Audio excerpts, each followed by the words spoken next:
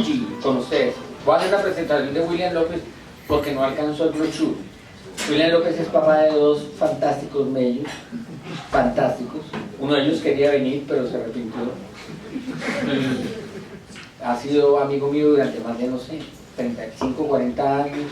Lo conozco, me caía muy mal antes, ahora creo que lo soporto.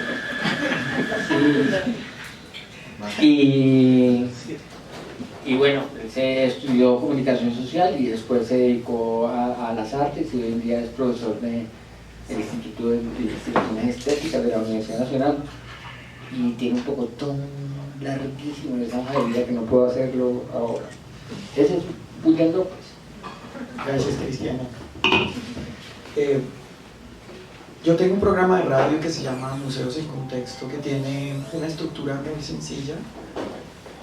Dura siempre 23, 24 minutos. Se emite en la emisora de la Universidad Nacional de Colombia, todos los domingos a las 2:30 del día. Y como digo, tiene tres partes. Una primera en la que siempre pregunto a quien invito a hablar al programa sobre su trayectoria vital, sobre su trayectoria profesional, y luego los dos últimos segmentos hablamos del tema de fondo. El último segmento, pues por supuesto, va hacia las conclusiones. Le proponía a Cristian que hiciéramos el mismo ejercicio. Sé que muchas de ustedes lo conocen hace mucho tiempo, pero quisiera con Cris repasar una historia que seguramente algunos de ustedes no conocen en sus detalles, de cómo se va a ir convirtiendo en lo que es hoy, un escritor consagrado, un cronista también muy consagrado, y creo que ya con un equipo grande de lectores y lectoras que lo seguimos. Entonces, Cris, arranquemos esta entrevista o esta charla con una pregunta. Cristian y yo nos conocimos cuando nos detestábamos profundamente. Era un odio auténtico, visceral y de antipatía mutua, que se fue zanjando una tarde con un par de... Yo no tenía en ese momento cigarrillos, piel roja. Cristian abundaba siempre con 2, 3 cajetillas de cigarrillos, yo no tenía, y nos sentamos en la escalera de la Tadeo Lozano en la Facultad de Comunicación sobre la 23 en ese entonces. Él estaba en un extremo y yo en el otro. Nos detestábamos. Pero yo le dije, oye, un cigarro. Me hizo un gesto muy amable, muy amable, está bien. Y empezamos a hablar de un escritor, Julio Cortázar, y ahí la antipatía se fue a la canica. Y desde entonces pues tenemos una amistad bella, larga. Me trata como su hermano menor toda la vida.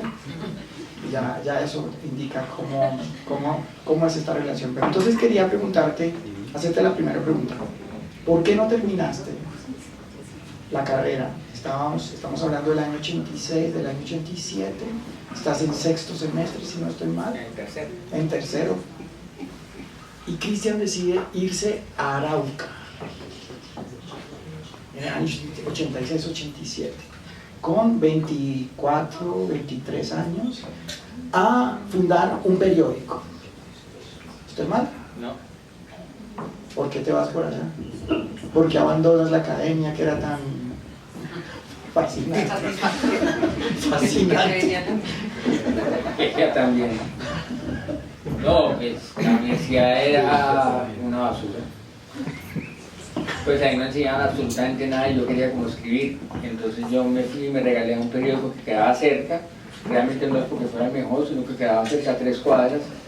A 3 cuadras quedaba la República y toqué la puerta ahí en ese periódico a preguntar si recibían a Batman, más o menos. Y obviamente yo no era Batman, me recibieron, me pusieron en el último colinche allá, pero me dieron escritorio, teléfono, un poco de cosas. Y yo más o menos asistía a los periodistas, les daba los telefax, que en ese tiempo llegaban telefax, ahí me sabe a qué me refiero. Y un buen día llega una petición del alcalde de Arauca de que qué periodista quería irse a fundar un periódico de Arauca. Y obviamente yo trabajaba con un poco de gordos asentados en Bogotá, pues que estaban muy asentados, yo le dije, no, pues yo me voy, obvio, dígale que yo voy. Yo tenía 22 años. Entonces le dijo, sí, que me voy y me fui para Arauca.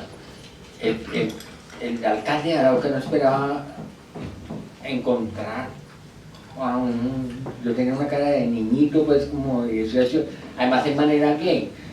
No tenía ningún problema de que fuera gay, sino que todos sus séquitos alrededor eran, él tenía un colegio además y tenía un poco de alumnos en Pataroneta atendiéndolo, pues de sexto bachillerato. Y yo no casaba con eso, pues con ese. Entonces empezamos a chocar un poco. Empezamos a chocar, yo me fui a hacer ese periódico allá, había renunciado a la universidad con derecho a volver, y cuando me di cuenta de que el tipo quería era un periódico que alabara sus hazañas y yo tenía interés en hacer un periódico realmente que estableciera un contacto entre la comunidad y la alcaldía, pues. Y escribir, obvio, pero era ese contacto, yo pensaba que eso era verdad. Entonces, pues todo eso se pudrió, el man me echó a los 8 días, más o menos, y yo resulté haciendo otro poco de cosas allá en Arauca, y cuando volví a Bogotá, volví derrotado y con absolutamente certeza de que no quería volver a esa universidad y a ver qué podía aprender por mi cuenta. Eso fue. Ahí empezó un periplo que luego te llevó a Cali. Me fui para Cali, sí, me fui a Cali a tratar de estudiar comunicación social, porque ya estaba Jesús Martín Barbero, que era el gran duro. Así es. Entonces me atendieron, yo iba al tercer semestre, me dijeron que volviera el primero, y fue una desgracia porque yo como era metido grande, entonces me metí como en una clase de octavo, y en la clase de octavo semestre, de pronto todos esos muchachos amarraron al profesor y dijeron que estábamos en huelga. Y yo dije, hey, yo estoy de sapo acá, déjenme salir, por favor. Y yo, no, compañeros, se apoya la causa. Y claro, duramos 3 días ahí haciendo huelga, nos trajo la Cruz Roja, nos traía pizzas. Entonces arreglaron todo, atajaron la huelga y claro, nos dejaron salir y hicieron una investigación y dijeron, no, pues el único recién llegado es Tomando Bogotá. Entonces yo supuestamente era una célula guerrillera que había ido a contaminar, entonces me echaron de la universidad y resulté en Cali nuevamente en el aire, viviendo en una casa de una señora que hacía muffins. O sea, yo le decía a Sofía, porque usted me ponía a hacer pan de bono, pero es que la palabra muffin nadie la entiende. Muffin, ella hacía muffin, entonces terminé ayudándole ahí. En eso era como un cuarto de pensión y yo le ayudaba a moler el queso y le ayudábamos a estudiar filosofía a distancia. Y trabajaba en la 14 y lavábamos la ropa los domingos y yo le decía, compadre, pero ¿qué puede usted? ¿Qué puede saber? O sea, ¿qué puede entender? Y hermano, no, estaba leyendo a Nietzsche y yo decía, era una desgracia. Entonces, y después me fui a Cartagena porque había alguien que me quería contratar para hacer un guión. En fin, era pues como tropicones buscando la vida, era un pelado, ¿no? Bueno, quiero que menciones aquí a una persona que es muy importante en esas idas y venidas, que es Nelly, tu mamá. Nelly te acompaña y nos acompaña a muchos en esas historias. Nunca deja de acompañar con una ironía muy inteligente y con una alegría muy grande y una fe profunda en tu escritura. Siempre volvías a la casa de la Quinta, arriba en el barrio del Castillo. No, y mamá, pero yo le dije, mamá, yo no quiero estudiar más, yo voy a ser escritor. Mi mamá me dijo, en vez de reírse, me dijo, bueno, mijito. En vez de preguntarle qué va a vivir, eso, me dijo, bueno, mijito. Y bueno, mijito era suficiente para uno, o sea, bueno, mijito es ya. Entonces, Nelly es la causante de que tú te presentes al primer concurso de cuento, ¿verdad? ¿Estoy mintiendo? pues de alguna manera, porque ella me dijo en enero, me dijo, mijito, yo ya venía escribiendo muchas horas diarias, nada, pero eran muchas horas diarias. Y mi mamá me dijo, hay un concurso de cuentos en el Instituto Distrital de, no me acuerdo cómo llamaba eso antes, de un libro de cuentos. Cultura y turismo.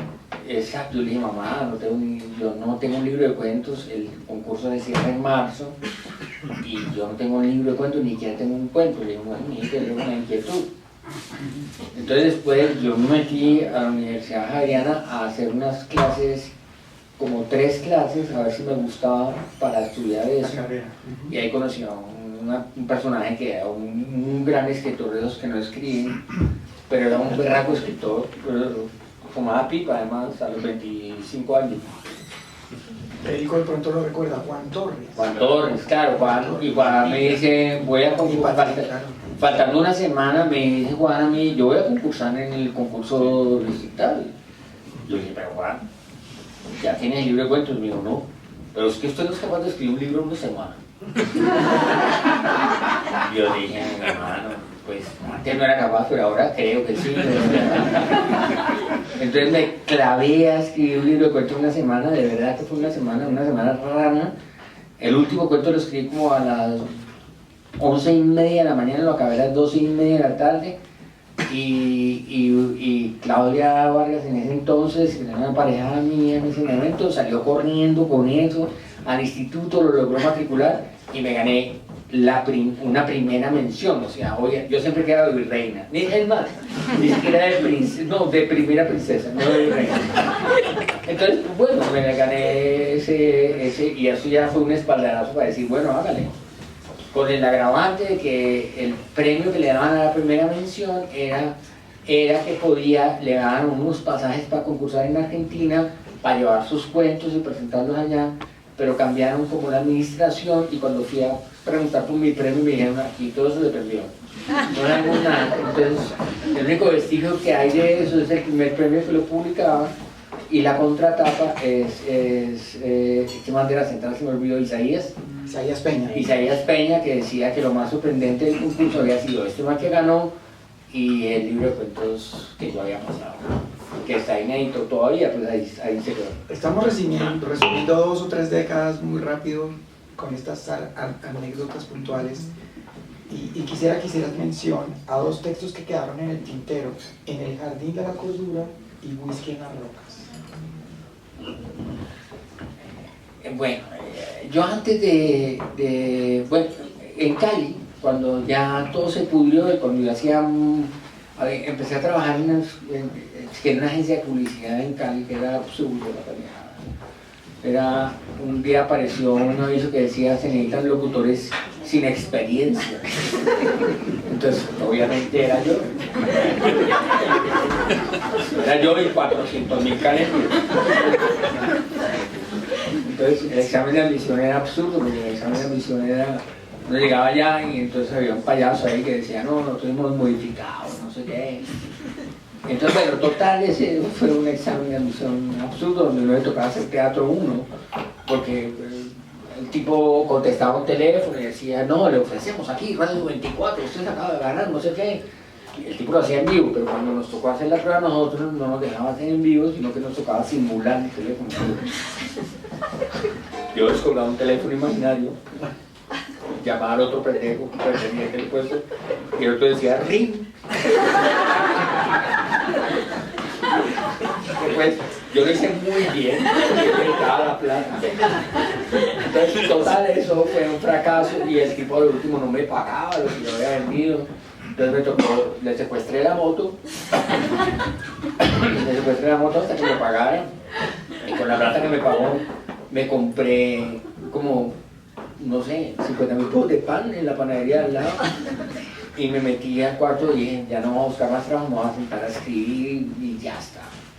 Y me senté a escribir y escribí el último, el Jardín de la Cordura, El Jardín de la Cordura, que era pues una novela disparatada que la conservo porque estamos hablando del año 92. No, eso es 1986. No, eso es 1986. Tal vez es un poquito más 87. Entró, sí, 87. El primer semestre 87, desde que vivo en Cali. Porque en el 83, Mónica entró a la universidad. 84 entro yo, entre 84, 85 me voy, 86, es 86. Es el 86. Bien, esos 2 textos, En el jardín de la cordura y en Whisky en las rocas, todavía siguen en el cajón, ¿verdad? Sí, ahí están en el cajón. El libro de cuentos está ahí, nunca lo presenté a ninguna editorial porque pues pues eran unos detectives completamente absurdos, como disparatados y tal. Y El Jardín de la Cordura es una novela que la conservo, no es una gran novela, es una baratija, pero la conservo porque es la primera novela que yo hice. Entonces, pues es una novela hecha con cartas, a de unos presos a una gente de afuera, pero están completamente locos. Está completamente loco el alcaide, porque se llama alcaide. Yo siempre he usado términos gringos para poner en las novelas colombianas, porque siempre he pensado que todos los términos gringos han influido completamente en la vida cotidiana nacional, pero esos términos en inglés se han convertido de alguna manera en otra cosa en la medida en que conversa con Latinoamérica, digamos. Pero el género de la novela policíaca y del cine policíaco, de la literatura negra, está ahí. Sí, está ahí. Me gusta, pero yo siempre pensé que Dashiell Hammett, Raymond Chandler eran los tipos que confiaban en la justicia de alguna manera. Para poder transgredir en la justicia había que creer en la justicia. Pero ¿cómo uno puede transgredir la justicia si no cree en la justicia? Entonces ese es el género policíaco colombiano. Es decir, yo no creo en absolutamente nada, no me gusta la ley es igual de corrupta que entonces yo tengo, por supuesto, policías locos, detectives locos y casos locos. O sea, no son normales, no se pueden comparar con los casos norteamericanos que la gente cree en la ley. Nunca es la restitución del orden. No, eso no existe porque el orden nunca existió en este país. El micrófono para Nunca existió en este país el orden. Bien. Hablemos brevemente de tu pasaje por la Javeriana, porque ahí vas a conocer personas muy importantes: Claudia, Patricia, Miranda, ahora mencionamos a Torres, y a otros amigos y amigas que van a ser muy importantes para esa trayectoria como corrector de estilo, como escritor de libros de texto para Alfaguara, para Beirut, bueno, todas esas historias de sobrevivencia de los escritores y las escritoras y de todos los que pasamos en ese momento. Brevemente, ¿cómo era el ambiente de ese momento y qué estuviste haciendo en esas 3 o 4 asignaturas durante 6 meses, un año? Ya no recuerdo. No, fueron un semestre. Estudié introducción a la literatura con Mario Mendoza, que Mario Mendoza es un encantador de serpientes, es fantástico. Él sabía toda la literatura del mundo y sabe explicarla, sabe enseñarla, y es realmente fantástico. Con un tipo que enseñaba griegos, que era un genio, que como la mayoría de los genios uno no entiende nada, pero era un genio. Y ya, esas eran las 2 materias que existía, y había otra que tomaba opcional, que era de poesía, de un tipo que me estaba tratando de meter por los poros a Baltasar Vicente Huidobro, a quien odio. O sea, a mí la poesía de Baltasar Vicente Huidobro no me gusta, pero nada, es cero. Entonces yo, pues, porque en ese tiempo yo estaba leyendo, por ejemplo, a Oliverio Girondo, que me gustaba mucho más. Entonces yo pensaba y hablaba con Cristo Segura y le decía: hermano, si uno tiene un proyecto literario, ¿para qué tiene que estudiar esas porquerías que enseñan acá? Uno tiene un proyecto literario, uno se mete a un proyecto literario. Yo quiero estudiar a estos autores porque estoy escribiendo esto, debería ser como así. Entonces, claro, Cristo se reía conmigo, pero sin embargo la Javeriana me dio posibilidades de salir a escribir en enciclopedia no sé qué, y yo escribí artículos. Yo me atreví, a mí me tocó definir el amor para una enciclopedia, y yo lo hice en un párrafo. O sea, ¿tienen problemas con el amor? Bueno, en un párrafo yo dije el amor, una enciclopedia decía.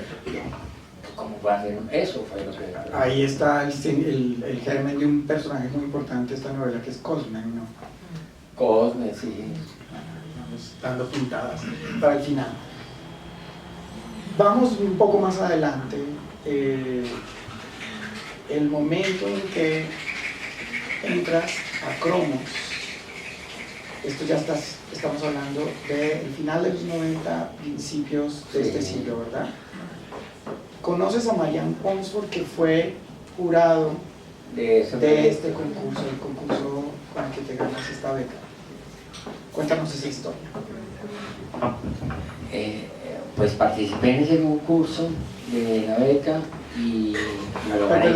Perdón que te interrumpa, a quienes no han comprado la novela, al final hay un documento que es como una especie de prueba forense en el que se reproduce el formulario de inscripción de la novela al concurso de Colcultura, ¿sí? En septiembre de 1996. 96, lo que quiere decir que esta novela se escribe hacia 95, 94. El proyecto lo empecé en el 95, digamos. El proyecto ya tenía 3 capítulos hechos cuando pasé el proyecto de novela. El proyecto de novela venía con 3 capítulos hechos y con toda la proyección. Y además le decían a uno un plan de gastos. Le decían plan de gastos. Y yo puse comida del perro, luz, agua, arriendo. Y claro, me ganó cinta para la máquina, todas estas cosas. Y cuando voy a reclamar el premio me dicen, no le podemos entregar el premio porque no ha escrito la novela. Yo le dije, hey, pero es que esto es una beca para, el para es, las preposiciones son lo más importante de un lenguaje. Eso es lo más importante, o sea, para, no. Claro, cuando aparece en el tú nunca, el tú siempre en una relación. Bueno, entonces me dijeron para escribir una novela. Yo le dije, es para escribir una novela, tú me das la plata y yo escribo una novela. Y me dijeron, no, tiene que entregar la novela. Entonces yo me fui con mucha piedra porque estaba separándome en ese momento y me fui a escribir la novela, pues no esta, pero escribí una novela que llenara las expectativas de Colcultura en un mes. El proto... Sí, la escribí en un mes y les entregué un manuscrito de 200 páginas y dame la plata y me largo de acá con la plata. Eran 8 millones de pesos que en este momento es mucho más de lo que da el Ministerio de Cultura, 8 millones de pesos en 1997. Un momento, porque esa escritura tan rápida no es tan... que yo recuerdo contigo discutiendo allá en el cuarto arriba, en la casa de Nelly, en muchos de tus exilios o de tus regresos, siempre herido de guerra, esta historia. Y esta historia que empieza como un cuento, pero que se va llenando de sentido. Ahora estamos, recuerdo, tú me hiciste recordar que tenía 3 mundos. Tenía 3 mundos. En este momento la novela al final tiene 2 mundos. Ahora vamos a hablar de esos 2 mundos. Eran 3 mundos y eran demasiado. Es más, era demasiado no por los mundos, sino por mi capacidad, ¿no? O sea, la capacidad para poder escribir esos 3 mundos me sobrepasaba. Pues yo no podía hacerlo. Yo realmente siempre he reconocido cuando escribo basura. O sea, yo digo, wow, y yo sigo escribiendo y digo, qué porquería. Y sigo escribiendo y digo, qué cochinada, ¿no? Y sé que yo se lo voy a borrar y que lo voy a... De hecho, antes del Rastro de Irene, que es la primera novela que dejo quietica ahí, antes había escrito 5 novelas largas que yo... En ese proyecto está, el proyecto decía trayectoria literaria, entonces yo puse mi trayectoria literaria, obras, sinopsis de las obras que había quemado. Ahí están todas las sinopsis. ¿Y por qué la quemó? Porque no tenía una destreza para esto, porque no sabía manejar los diálogos, porque no sabía explorar, porque pues yo siempre he comparado lo que uno hace con Tolstoy, por ejemplo, o con Dostoyevsky, por ejemplo. Entonces uno dice, es como enfrentar a Melgar Fútbol Club con el Real Madrid. Entonces uno dice, no, pues no lo enfrentemos, ¿no? Entonces aprendamos. Ese es. Yo creo, Cristian, que la escuela de escribir era cada semana, ¿verdad? Una reseña de un libro fue una escuela tremenda. Yo estabas viviendo en el apartamento de la 19, abajito de los Andes, vivíamos muy cerca y Cristian se la pasaba súper concentrado, cada semana era leyendo y escribiendo ese texto y estando pendiente de... Se me olvida el nombre de tu perro, ¿cómo puede ser? Melchor. Melchor. Y de Melchor, que se perdía cada rato por Germania y por esa parte. Y era una concentración increíble. Un lector y un escritor concentradísimo, entregando cada semana la reseña de un libro.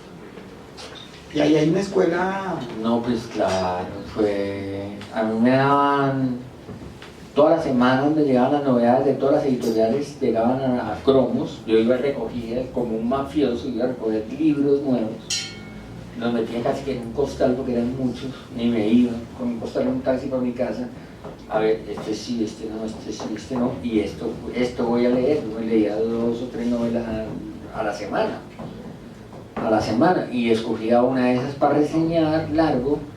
Y claro, o sea, la experiencia, bueno, todos los que han trabajado en periodistas saben que si a uno le piden Jaime Sáez, le voy a decir 25 centímetros, son 25 centímetros. Eso no existe ahora. Ahora le dicen a uno le piden 4.000 caracteres, son 4.000 caracteres. No son 4.500 caracteres porque eso no sirve. O sea, realmente el espacio que hay es el espacio que hay. Entonces, claro, aprender a entrar, a desarrollar y a definir en 3.800 caracteres era toda una escuela. Eso fue importante. Esa escuela de reseñar y de leer y escribir tiene que ver algo con la gran habilidad que vas desarrollando en ese momento en esta narrativa, que digamos en estos ejercicios narrativos que vienen antes, pero en el narrador increíble, muy eficaz, muy directo, y además, ya lo vieron ustedes, con un humor maravilloso que revela aspectos contradictorios y complejos de la realidad que luego en la misma cromos vas a ir construyendo, ¿o no? Pero yo no sé, yo lo único que sé es que el periodismo le da a uno la capacidad de desarrollar una historia en un espacio específico. Y eso, digamos, es una cosa que es un valor agregado que tienen los periodistas con respecto a los escritores. ¿Por qué? ¿Verdad? No, pero es que estoy pensando, por ejemplo, la crónica del biblioburro. Okay. La crónica del biblioburro, para quienes busquenla en internet, la crónica del biblioburro, me parece a mí, y otras que se escriben y que luego se recogen hay días en que amanezco muerto, que al mismo tiempo revelan profundamente esta realidad compleja en la que vivimos, y que ahí se concreta en esos textos. ¿Estoy loco?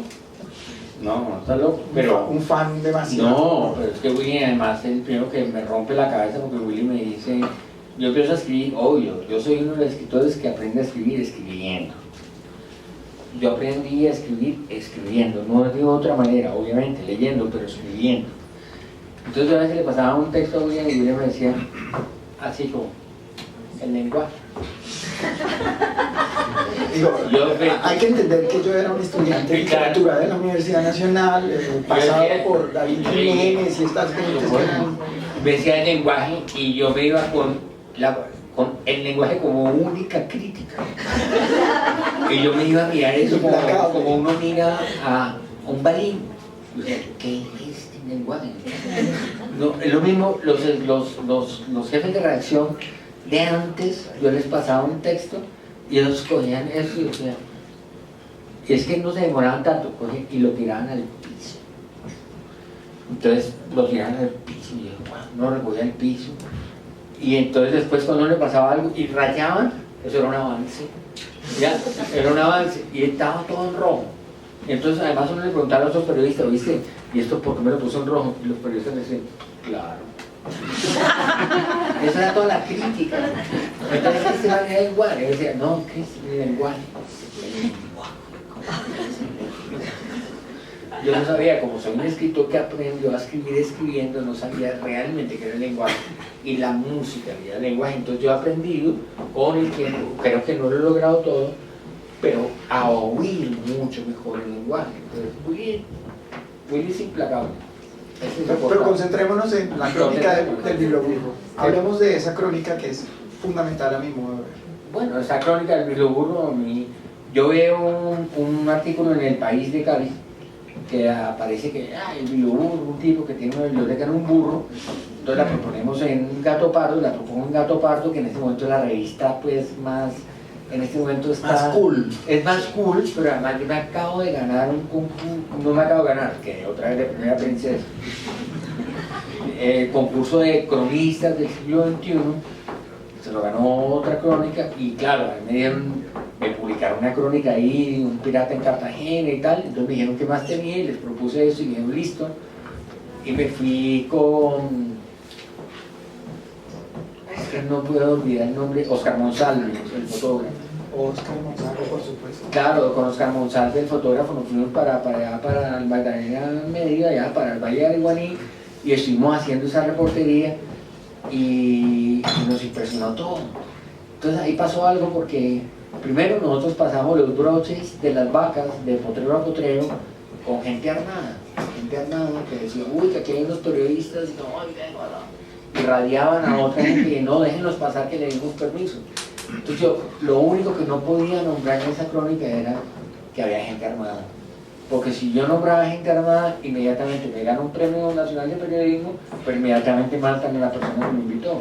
Entonces como medir eso fue, entonces hice la crónica, y había nombrado un editor nuevo en Gato Pardo, y el editor nuevo en Gato Pardo me dijo, porque así habla, uy, yo, Cristian, ahí se le fue las luces, hermano, y no hizo fue nada. Entonces le dije, viejo, es lo que hay. O sea, yo sé cuando hago mi mejor esfuerzo, no hay nada más, si quieres no la publiques y ya está, pero no hay nada más. Pero viejo, inténtelo otra vez, no lo voy a intentar otra vez, es mi mejor esfuerzo, no lo voy a hacer. Entonces inmediatamente, como Oscar Monsalve, conocí a Miguel Silva, además con unas fotografías impecables, claro. Oscar no sé Monsalve, si recuerdan esas fotos, bueno, si no, búsquenlas, claro, son increíblemente bellas. Claro. Están en la portada de Quijote. claro, Oscar Monsalve habla, y Oscar Monsalve, oye, este tipo le dice a Miguel Silva que no va al artículo, Miguel Silva habla con Oscar Monsalve me llama a mí y le dice, Cristian, ¿qué pasó? Y dije, hermano, yo hice una crónica que es lo que a mí me parece, y si no va a publicarse, pues no se publica y ya está. Entonces le dije, no, mándame, se la mandé a él, y me escribió, me dijo, Cristian, pero esto está perfecto. El tipo se la mandó a Miguel Silva llamó a este man, al que me decía, uy, y el tipo me llamó, uy, pero le cambiaste cosas, ¿no? Entonces, yo le cambié una coma, viejo, ¿no? Porque uno, eso sí, cuando uno está seguro de lo que hace, de verdad, no hay otra opción. No sé. Esa vez no te dije el lenguaje. No, esa vez, digo, yo recuerdo haber leído ese texto y me pareció que Cristian había logrado un control muy eficaz. La palabra es muy odiosa, pero sí, una gran lucidez en reconocer el personaje, la heroicidad de ese bibliotecario en burro, y por el otro lado ese mundo maravilloso en el que va este burrito de pueblo en pueblo con los lectores y con la utopía a cuestas de un burro, ¿verdad? Es lo que ocurre ahí, ¿o no? Así es. El Quijote anda burro. Bueno, hablemos de la serie de crónicas que van a seguir después y que se recogen en una antología de Hay días en que amanezco muerto. Pues son muchas que se publican en Gato Pardo, en Soho, en Cromos, y 2007 estoy leyendo acá, pero estamos hablando de crónicas que vienen desde 2000. no, desde antes de 1999, 99 tal vez. desde que empiezo en Cromos, pero claro, yo ya, pues el músculo literario que le da a uno leer literatura y tratar de escribir literatura es un, digamos que es un acervo de lenguaje enorme en comparación a periodistas que solamente tienen el periodismo, pues. Y entonces uno tiene pues un universo un poquito más grande, no quiere decir que sea mejor, pero uno puede ampliar un poquito más los temas y el lenguaje tiene recursos, la literatura tiene recursos fantásticos para el periodismo, pues de hecho el gran periodismo se ha hecho a partir de la literatura. Recuérdanos ese momento en que se cierra el ciclo de cromos y se abre el ciclo como columnista del tiempo. Ok. Es un momento crítico, yo recuerdo que Sí. fue para todos los que rodeábamos a Cristian y que lo seguíamos asiduamente en sus crónicas de lector y en su lectura de reseñista de libros, un reseñador que siempre suscitaba la lectura, siempre invitaba, siempre hacía invites muy interesantes sobre los textos que le llegaban a las manos y las crónicas que van a aparecer en Gato Pardo y eventualmente en esas otras publicaciones. Pero ese momento es muy duro, el cierre de... Claro, me echaron los cromos, pues obviamente, vieron pues cromos, hay una reestructuración y nada, no hay páginas de libros. Es más, me propusieron, hey mira, vamos a pagar lo mismo que te estamos pagando hasta el momento. Yo no iba a cromos nunca, yo iba a recoger libros y llevaba la columna. Pero tienes que venir de aquí de lunes a sábado de 8 a 5 de la tarde y estar disponible para trabajar en TV novelas, en BEA, en El Espectador y en Cromos. Y te vamos a pagar lo mismo. Y yo, uff, qué nota de propuesta. Yo dije, no, sabes que yo renuncio ya. Entonces renuncié y ya, adiós. Claro, obviamente eso tiene unos costos, que es la precariedad. Pero después yo había escrito una crónica, porque yo trabajé dándole talleres a una gente de la calle, a gente, a ñeros, digamos, ñeros de verdad. Ese taller es tremendo. Sí, y había escrito una crónica porque el roquetazo que le pegaron a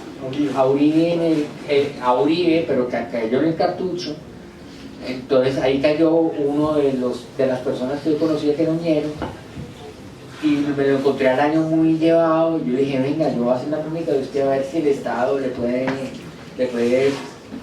hacer algo, pues yo creo que esto es... Entonces escribí una crónica, la publicaron en El Tiempo, en un doble página bacano, y esa crónica la quería poner a concursar en México, y cuando fui a pedir la certificación, Álvaro Sierra, que es un tipo que admiro muchísimo de toda la vida, porque fue el único corresponsal de China, Rusia, de la perestroika cuando llegó, bueno, era el corresponsal para América Latina, es un tipo, el periodista, hoy en día es el rey de France 24. Entonces el tipo me dijo, hey Cristian, ¿usted se atrevería a hacer una columna de opinión? Le dije, claro, obvio, suéltamela. Entonces me dijo, bueno, hazte una pues para probar, de cuántos caracteres, y mandé una y la publiqué. Entonces Cristian, ¿les gustó? Tiré otra, la publicaron un domingo. Tírese otra, la publicaron un domingo. Hasta que aquí me dijeron, hermano, los santos están contentos con usted. Quieren que publique una columna cada 15 días. Entonces, bueno, empecé cada 15 días. Yo salía con Melchor, el perro, en la foto. Y al cabo de 7 años dijeron que eso no era muy serio, entonces que cambiáramos la foto. Y al cabo de 13 años me dijeron que ya no necesitábamos la columna. Entonces, pero sí, también es un ejercicio, pues, como... Yo lo que quería era hacer como crónicas de opinión. No era columnas de opinión, sino como crónicas de opinión. Abramos un poquito el micrófono, no sé si alguien quiere preguntar a Cristian sobre ese momento, antes de pasar al segundo fragmento de nuestro diálogo, digamos, volver a la escritura literaria. No hay, sigamos aquí. No voy, está postergado.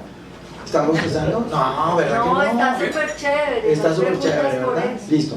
Ok, volvamos a la literatura. Vale, Volvamos a vamos. los textos literarios. Al lenguaje. Al lenguaje. Yo estoy seguro que El rastro de Irene hace díptico con esta novela.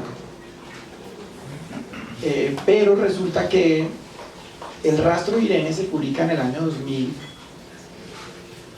pero Pancho Panchev estaba escrito en el 96, ¿verdad? En el 96, pero El rastro de Irene la terminé en el 92. Es la primera novela que yo termino y no quemo. O sea, Porque yo terminaba las novelas y yo, uy, qué porquería, y las quemaba. En ese tiempo no existía borrar. Entonces uno las quemaba, hacía fogata, invitaba a los amigos y todo para quemar novelas. Ciertamente. Sí. Entonces, pero el rastro viene, cuando yo me gano este premio, Planeta me llama y me dice que debo publicar este libro, ¿cuándo lo va a terminar? Dije, yo no quiero publicar este libro, yo quiero publicar el primero que terminé. Me dijo, ¿y dónde lo encontramos? Dije, se los pasé en 1992 y su secretaria de seguro lo refundió, pero ya estaban. Pero en ese tiempo me dijeron, nosotros no publicamos colombianos. En el 92, ni Santillana, ni Alfaguara, ni Planeta publicaban colombianos. No publicaban colombianos, no publicaban colombianos. No publicaban colombianos. No les parecía que era una buena cosa. Entonces, esa novela la llevé allá a una señora que me acuerdo mucho, que la editora se llamaba Mireya Paredes, de Planeta, que no me dejó entrar a su habitación, a su oficina, por ejemplo.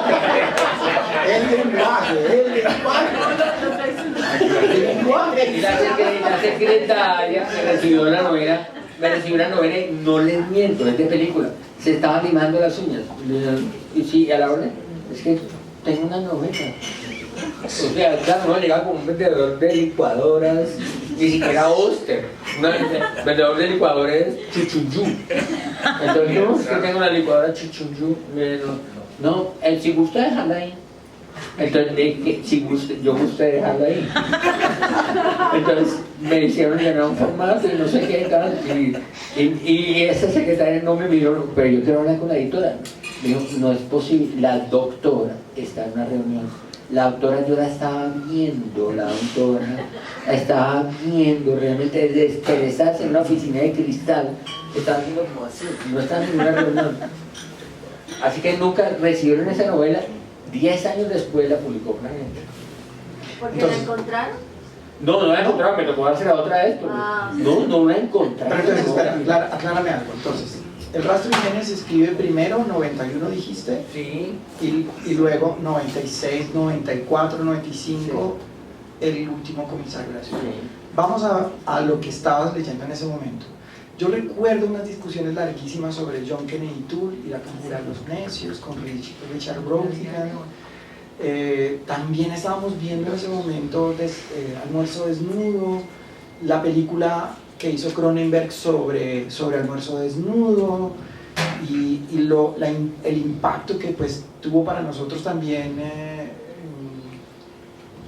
bueno, es ese momento y esa literatura que hoy no se menciona mucho, pero que creo que a un pequeño círculo de lectores un poquito empedernido de una cierta literatura que nos traía Mauricio, tu hermano mayor. Mauricio, claro, Mauricio. Él llegaba siempre muy pedante. Lean algo que les sirva, una porquería literaria latinoamericana. Pues la conjura de los necios nos la tiró Mauricio. Y Richard Brautigan, el detective en Babilonia. Exacto. El monstruo de Hawk Line y William los trofeos de bolos, eso es un escritor completamente, es más beatnik que el beatnik. Es un hippie recontra hippie y él tiene un lenguaje, una eficacia, es rapidísima, las cosas pues que no pertenecen al canon no, es que yo creo que, o sea, es una gran literatura como Kurt Vonnegut.